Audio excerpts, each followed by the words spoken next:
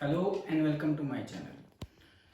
27 marks की series हमने जो दूसरी सीरीज है जिसके बारे में मैंने आपको बताया था वो हम कल से शुरू कर चुके हैं। थ्योरेटिकल पोर्शन तीनों चैप्टर्स का, कैश फ्लो, अकाउंटिंग रेशियो और इशू ऑफ डिबेंचर, तो तीनों मिलकर 27 मार्क्स के हैं। कैसे हैं मैंने आपको बताया था।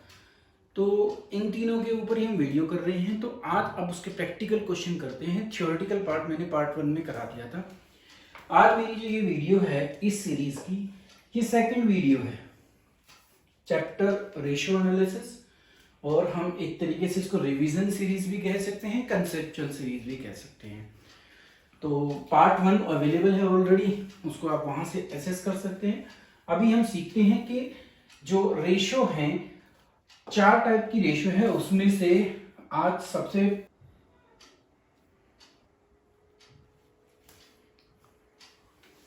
ये कुछ और 2-3 क्वेश्चंस हैं इसी के ऊपर। देखिए, करंट लायबिलिटी गिवन है, करंट रेशियो गिवन है। तो पहले तो दो चीज जो गिवन है उसको लिख लेते हैं। करंट रेशियो पता है मुझे, जिसका फार्मूला होता है current assets upon current liability. ये दी हुई है मुझे 2/1, और उसमें करंट लायबिलिटी है 1,75,000, करंट एसेट्स मिसिंग है। तो अगर इस बेस पर हम इसको कैलकुलेट करें तो हम पाएंगे कि करंट एसेट जो है वो 3,50,000 है।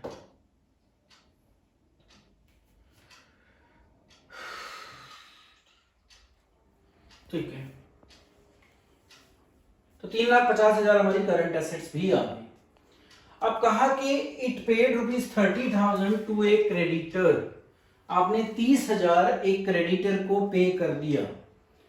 आपके पास करंट एसेट्स गिवन है, आपके पास करंट लायबिलिटी भी गिवन है।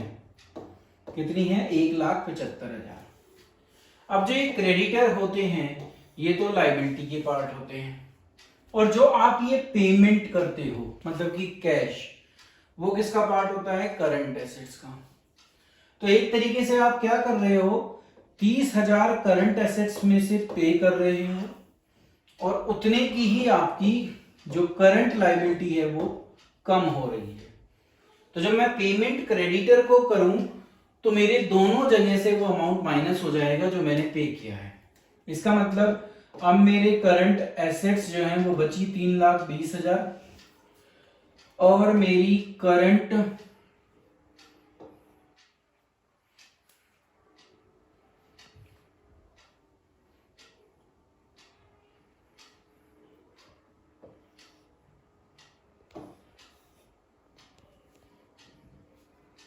ये 1,75,000 है। 1,75,000 में से 30 माइनस करता हूं तो 1,45,000 बचती है। आप पूछता है कि करंट रेशियो बताओ, तो करंट रेशियो फिर किसके इक्वल होगी? Current asset upon current liability. तो जब आप इसको डिवाइड कर कर निकालेंगे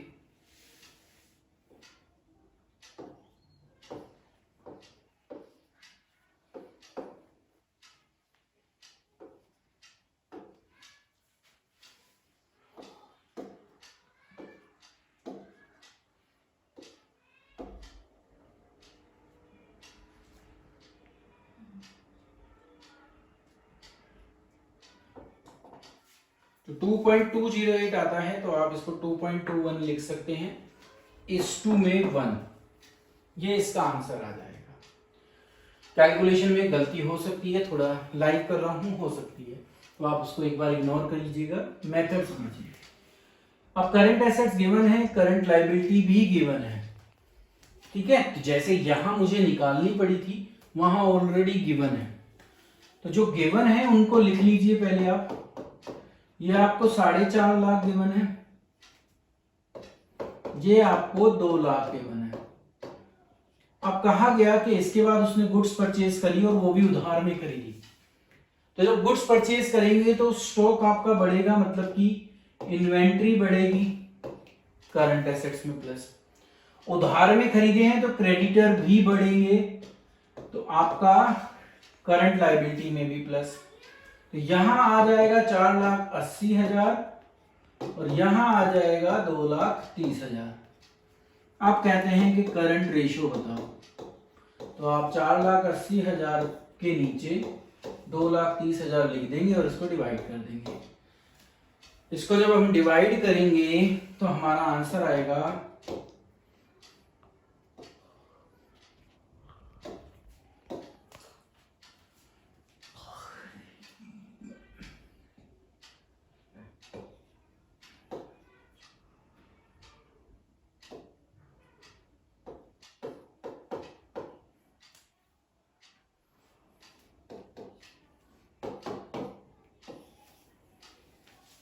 तो ये हमारा आंसर आ जाएगा।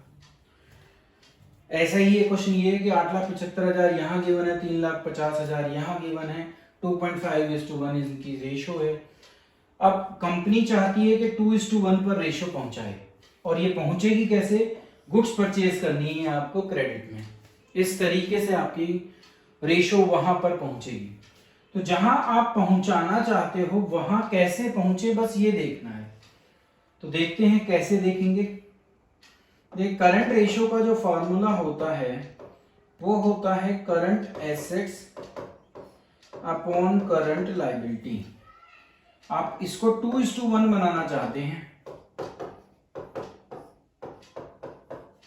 दैट्स मीन्स आप चाहते हो कि करंट एसेट्स जो हैं फर्म की वो दुगनी हो किससे?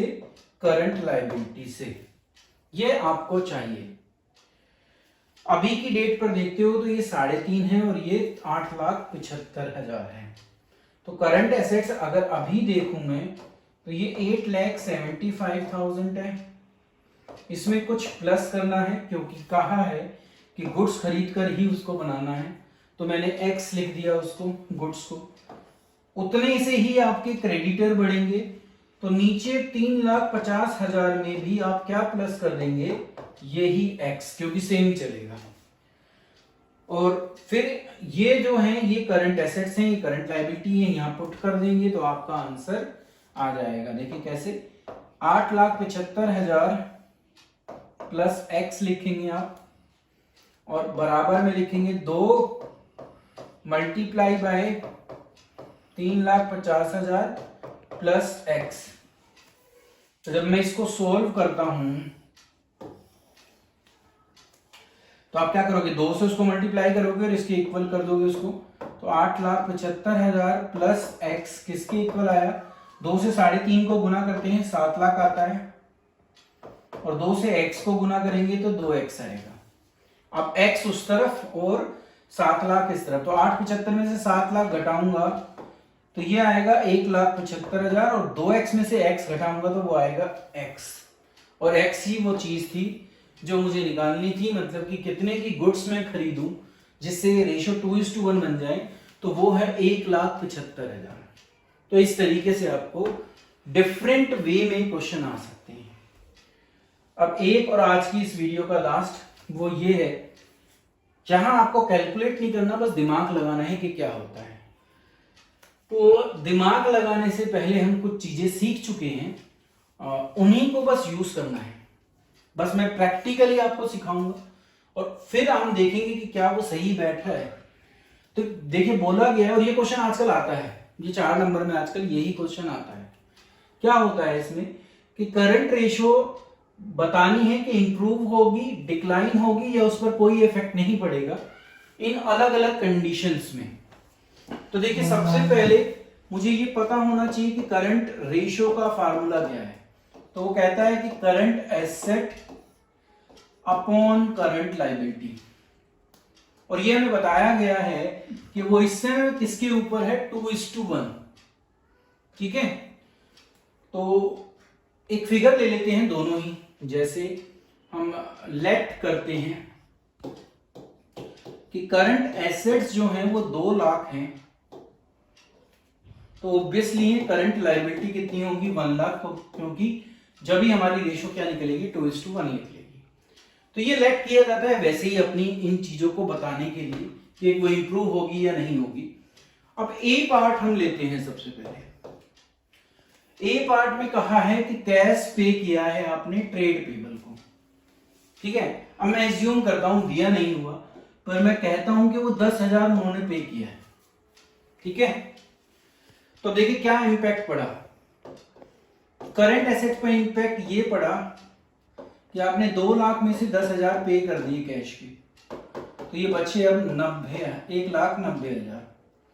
ऐसे ही करंट लायबिलिटी पर क्या इंपैक्ट पड़ा कि जो आपके 1 लाख की करंट लायबिलिटी थी उसमें से अब 10,000 की लायबिलिटी कम हो गई क्योंकि आपने उसको पेमेंट कर दी। तो अब आपकी लायबिलिटी कितनी बच गई? 90,000। अब अगर मैं करंट रेशियो निकालूं, क्योंकि यही तो पूछा है मुझसे, तो वो देखिए वो कितनी निकलेगी, 1,90,000 डिवाइडेड बाय 90,000।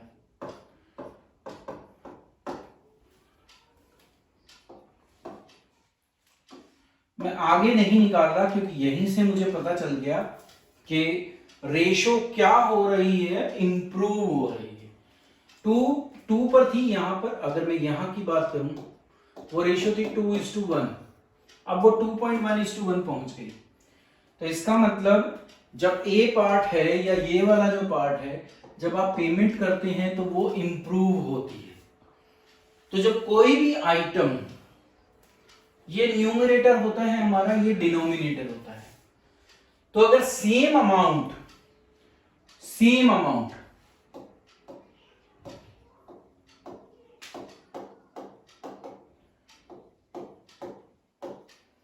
दोनों ही में से माइनस हो, जैसे इस केस में हुआ, तो आपको एक तरीका याद रखना है कि वो रेशो क्या होगी उस केस में, इंप्रूव। क्या होगी? इंप्रूव। अब बी केस देखते हैं हम इसी के बेस पर। बी में कहा कि बिल्स पेबल डिस्चार्ज का मतलब भी पेमेंट करना ही होता है, फिर यही 10,000 का अमाउंट। तो जब फिर यही अमाउंट है तो ऑब्वियसली ये फिर यही सारा काम होगा।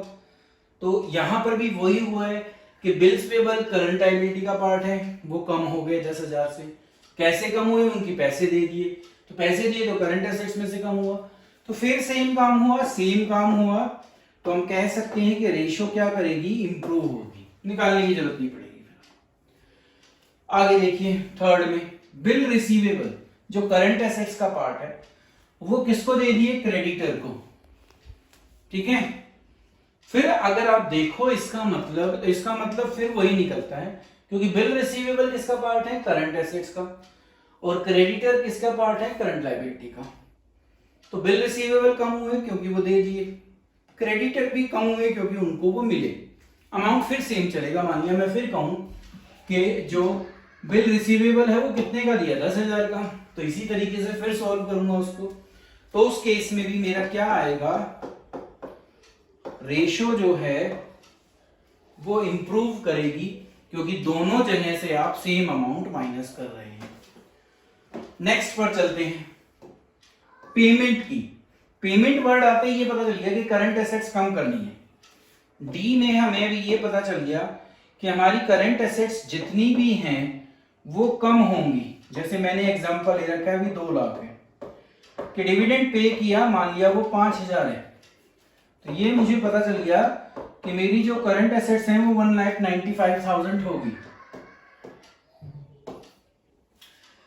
फाइनल डिविडेंड पे किया उससे, फाइनल डिविडेंड करंट लायबिलिटी का पार्ट ही नहीं होता। फाइनल डिविडेंड जो है वो करंट लायबिलिटी का पार्ट नहीं होता। ठीक है, ऑलरेडी डिक्लेयर्ड है, तो ये नॉर्मली तो देखो डिविडेंड जो है हमारा करंट लायबिलिटी का पार्ट नहीं होता, बट ये डिविडेंड डिक्लेयर्ड है। अब डिक्लेयर्ड है, पेड नहीं था, तो ये करंट लायबिलिटी बन गई होगी। ठीक है, क्योंकि देखिए जब डिविडेंड को डिक्लेयर किया जाता है, और ये फाइनल डिविडेंड है, प्रपोज डिविडेंड नहीं है, तो जिस दिन ये डिक्लेयर होगा उसी दिन मैं इसको करंट लायबिलिटी में लिख दूंगा कि भाई हमने ये पेमेंट देनी है। तो इतने उसको पे नहीं करते, वो हमारी करंट लायबिलिटी होती है। तो उस हिसाब से देखा जाए तो वहां पर भी क्या होगा? करंट लायबिलिटी पर भी इसका इंपैक्ट क्या होगा? 1 लाख में से भी 5,000 क्या हो रहे होंगे? पे हो रहे होंगे। तो ये 95 बच रहा होगा। अगर फिर देखोगे तो फिर आपको मिलेगा कि रेशियो इंप्रूव हो रही है, क्योंकि दोनों में से ही घट रहा है सेम अमाउंट। नेक्स्ट पर चलते हैं ई पर।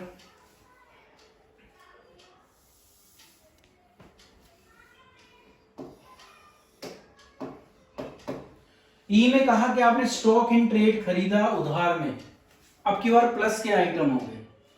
ये सारे वो अमाउंट थे जहां पर आप लायबिलिटी को पे कर रहे थे, अब पहली बार आप खरीद रहे हो। तो करंट एसेट जो थी आपकी 2 लाख, कहा गया कि आपने स्टॉक खरीदा मान लिया 20,000 का, तो 20,000 यहां पर आपका स्टॉक बढ़ गया, प्लस कर दिया। करंट लायबिलिटी पर क्या हुआ, आपके क्रेडिटर भी बढ़े क्योंकि उधार में खरीदा है। तो 1 लाख की जो लायबिलिटी थी वो 20,000 प्लस हो गई। तो दोनों जगह प्लस होकर अमाउंट जो है इस तरीके से आ जाएंगे। अब अगर आप करंट रेशियो निकालो तो आप देखोगे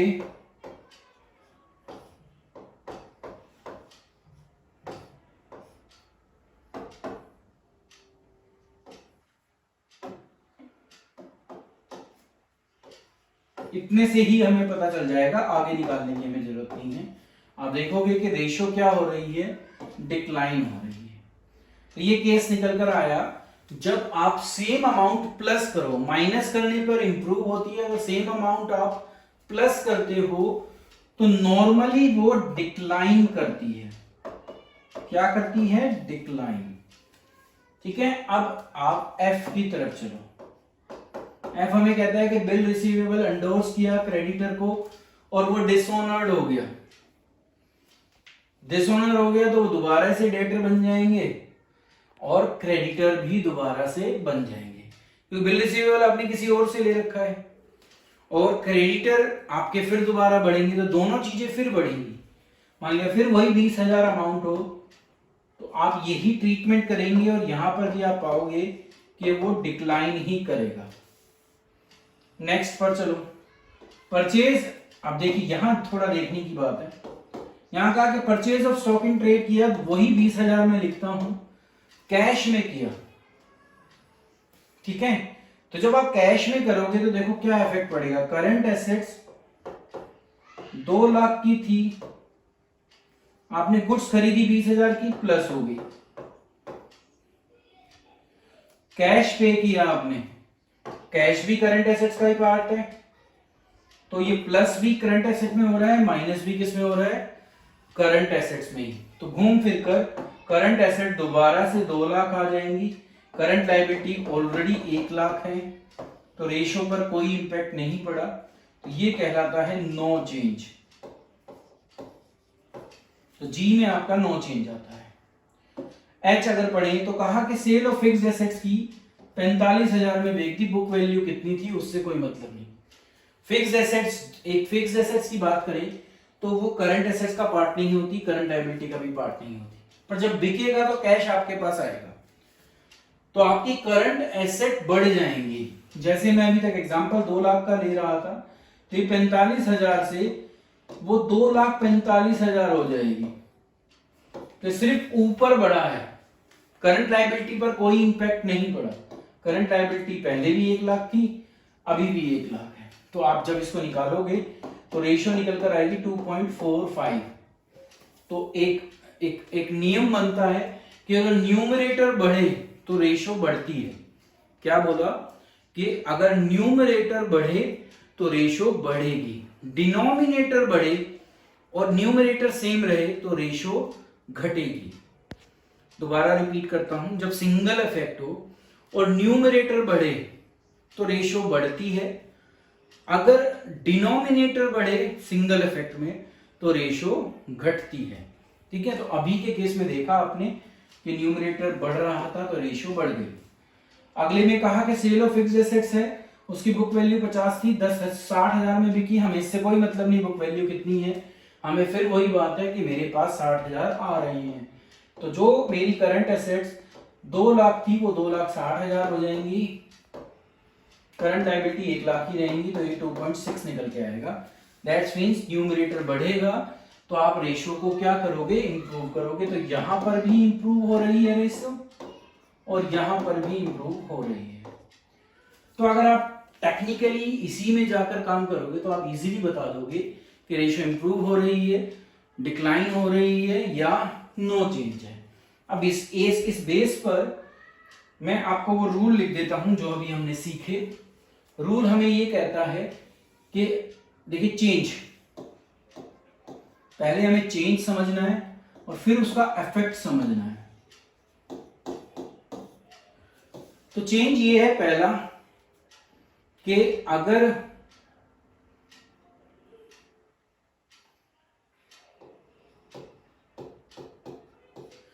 सिर्फ न्यूमरेटर बढ़े, न्यूमरेटर इंक्रीज होता है, तो आप देखोगे रेशो इंप्रूव करेगी। सेकंड, अगर डिनोमिनेटर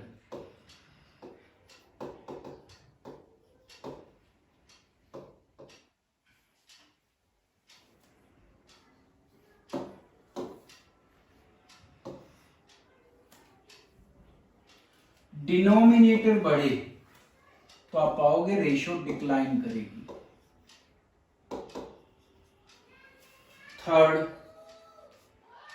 अगर न्यूमरेटर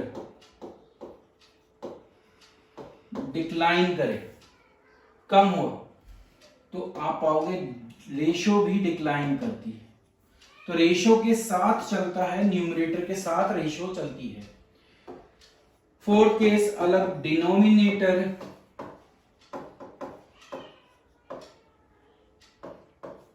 डिक्लाइन करे, कम हो, तो रेशो इंप्रूव करेगी। ये सब सिंगल इफेक्ट है, मतलब कि एक साइड पर इफेक्ट पड़ रहा है। अब बात आती है दो की, फिफ्थ और सिक्स्थ। तो फिफ्थ और सिक्स्थ ये कहते हैं कि अगर दोनों बढ़े,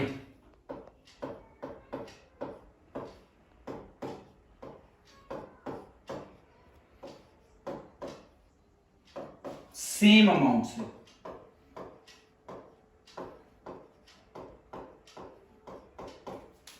तो रेशो इंप्रूव करती है, नेक्स्ट साइड डिक्लाइन करेगी। एक मिनट जाओ, अभी हमने देखा था ना,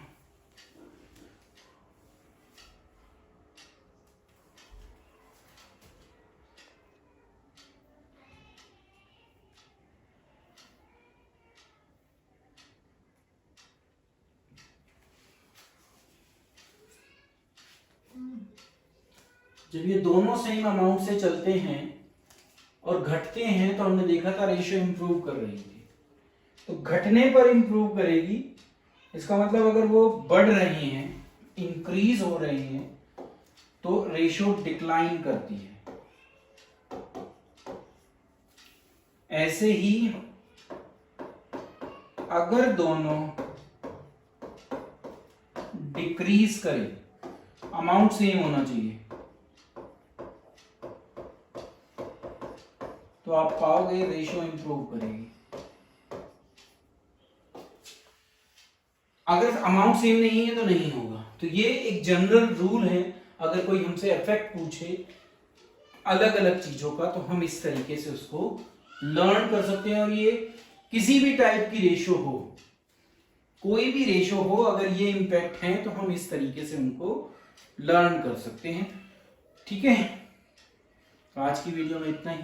थैंक यू।